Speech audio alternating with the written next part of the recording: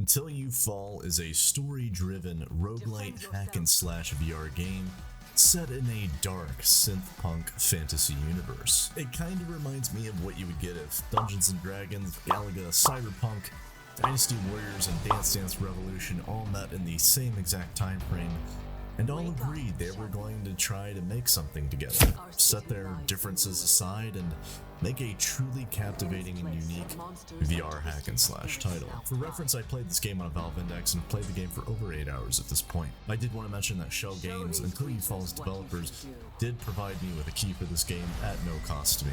In this video, I will go over the pros and cons of this game, explain some of the features and core mechanics of the game, and explain to you just why I love this game so much, and why I think it is currently one of the pioneers of the VR hack-and-slash fighter genre today.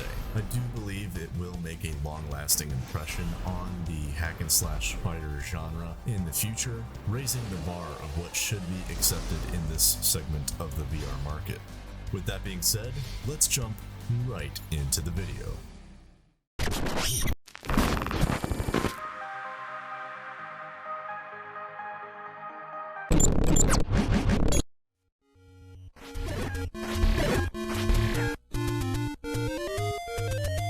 There's lots of games that come to mind when I think of good games I've played in the past. Plenty have been good, a ton have been decent enough, and just as many have been just awful. But not many are truly great games. Games that are remembered for generations to come. Games that kids grow up into adults and tell stories about it to their own children. One thing I know that is in common with all of the greats is one thing. The ambience created the perfect setting for the game.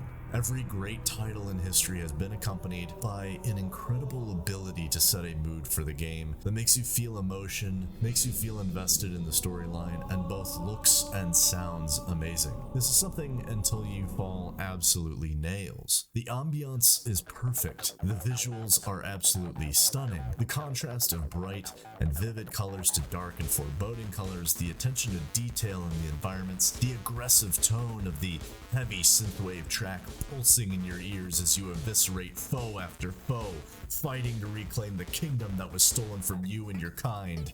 Everything is set so perfectly to make you feel something when you fight. It makes you want to keep fighting, and it completely and totally immerses you in the world the developers have created, and that is a truly special thing to experience in a game, let alone a memorable one. You'll hear me talk a lot about pioneering in reviews for a lot of games.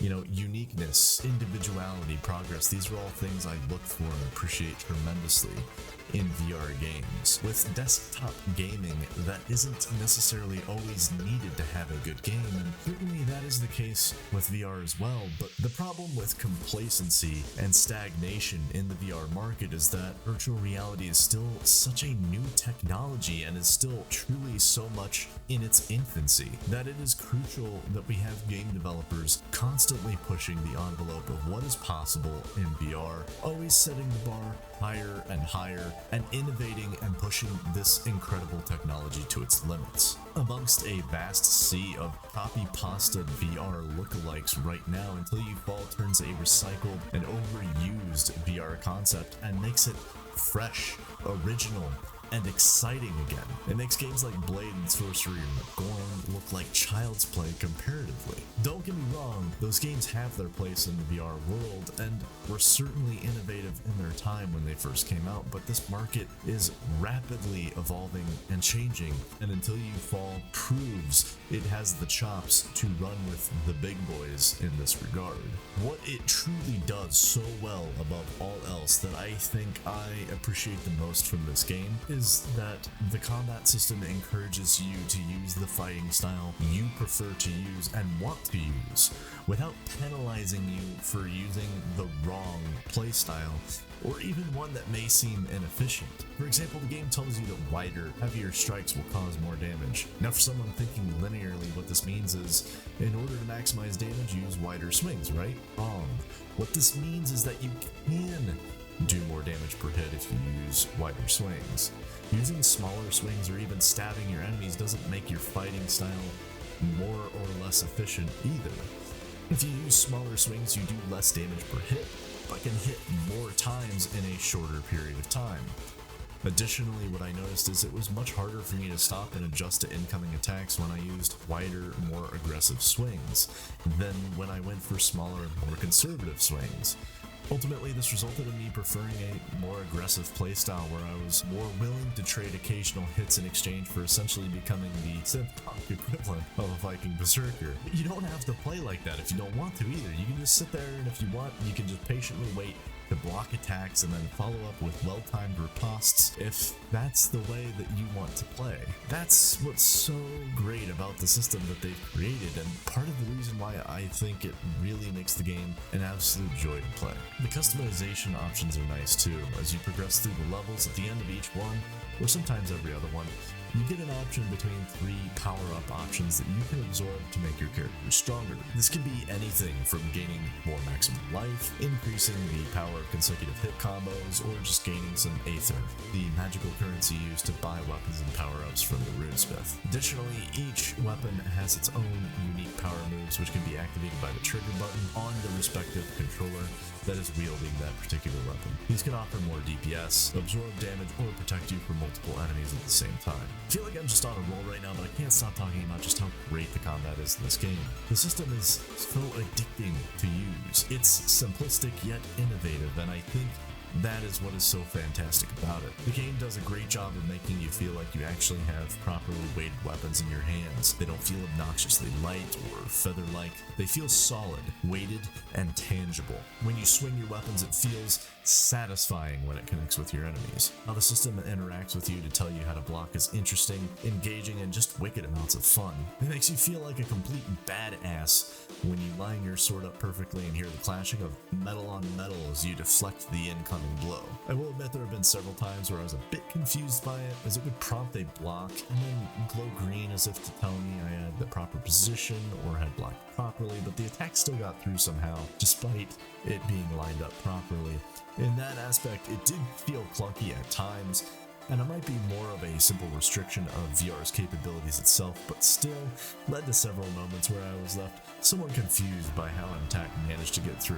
Admittedly, these occurrences happened infrequently enough to largely ignore, but it's still something I'd recommend the developers to continue working on for the future. I think aside from that, the only other major complaint I have, and it's a small one, is I just wish the game itself went a little bit more into the backstory and lore of the game, because it is genuinely such a fascinating, original, and just cool as hell concept for a game. I mean, the most I could gather is that the kingdom's name was Rokar. You play as a Rokari rune knight fighting against these evil magical monsters to reclaim your kingdom with the help of the runesmith, which is basically a magical maybe god lady who talks to you when you're in the armory and offers you weapons and advice when you're there, but that's about it. Maybe it's a bit of an obscure complaint I have, and perhaps it's because I'm just a nerd at heart and have always enjoyed learning the lore and history of the games I play, but it is really important to me, and sorry, not sorry, I'm not gonna make apologies for that, because the story is what makes you feel the most invested in a game above all else.